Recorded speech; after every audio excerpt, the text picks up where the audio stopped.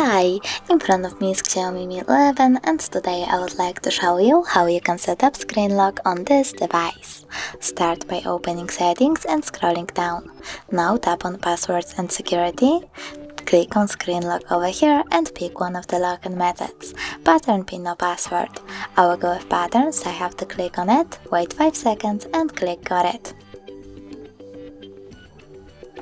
Then draw my pattern. Draw it again and click confirm. If you want to add your fingerprint, click add and follow the instructions. But I don't want to, so I will go with cancel. And now when I turn off my screen and turn it back on, I can see that pattern is required. Thanks so much for watching. If you enjoyed this video, don't forget to leave a like, comment and subscribe. Bye!